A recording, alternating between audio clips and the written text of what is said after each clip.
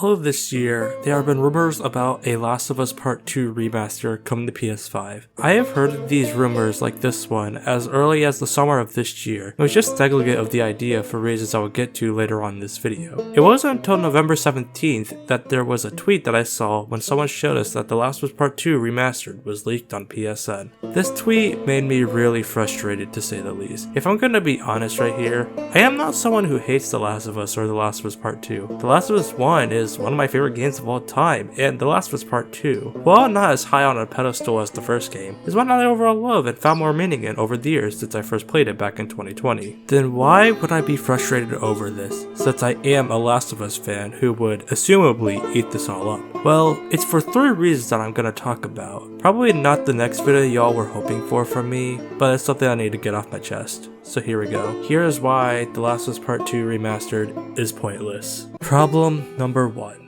Backwards compatibility. The first thing that came to my mind when I first heard these rumors was that there was no point in making a remaster of The Last of Us Part 2 because it is backwards compatible with PS5 already. PlayStation 4 games can be played on PlayStation 5 with the same way it looked on PlayStation 4, or they got a next-gen upgrade, and The Last of Us Part 2 was one of those games. The Last of Us Part 2 didn't get the biggest of all the next-gen upgrades compared to the likes of Horizon Zero Dawn or Ghost of Tsushima, but it got a bump to 60 FPS, making the game more fun and smooth on a gameplay level. The game also loads faster than on PS4 Pro, making the patch on PS5 basically the best way to play the game, The Last of Us Part 2. Another thing about The Last of Us Part 2 is that it is one of the best-selling PlayStation 4 games of all time. Now, what do I mean by this? Well, people trade in games because they either don't want them anymore or they are just not a huge fan of them and want to get some money back. So with The Last of Us Part 2 selling over 10 million copies, that means that there are not going to be enough copies of The Last of Us Part 2 to sell for a cheaper price, and if you have a PS5, you're going to have that PS5 patch for free without paying anything extra, and nowadays, getting a PS5 isn't hard as it was in 2020 and 2021. So right off the bat, within the second minute of this video, we already went over the biggest point of not getting a remaster, but what are the 2 other reasons? Problem number 2.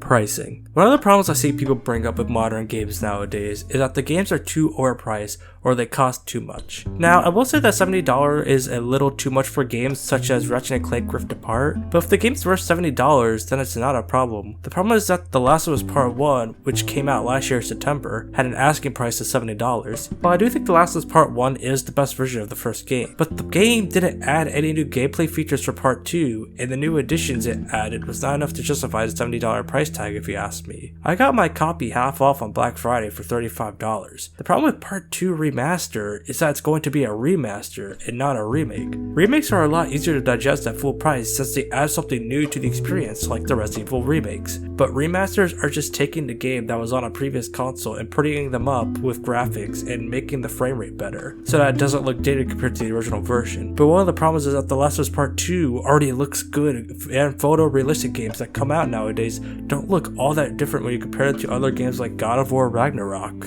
So remastering the game is just something that would be a big waste of time when Naughty Dog can be working on something else. And the last thing we need is for it to come out on PC looking like how Part 1 came out when it was released on PC. A joke. And lastly, problem number 3.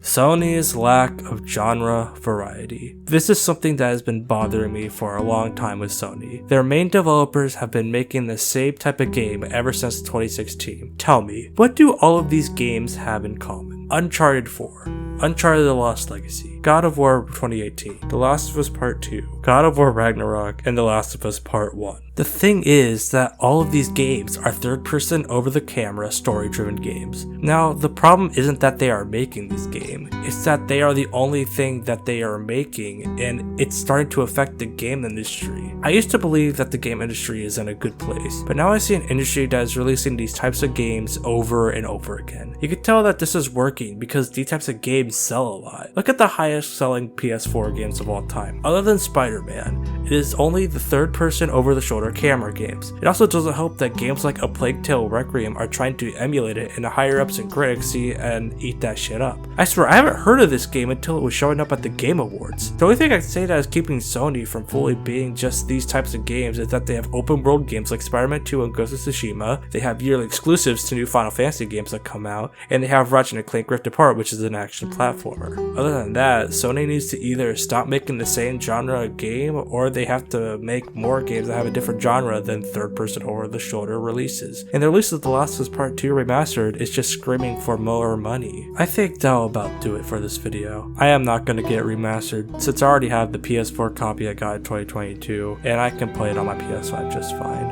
Until then, I'm just going to say what I always do. Have a nice day.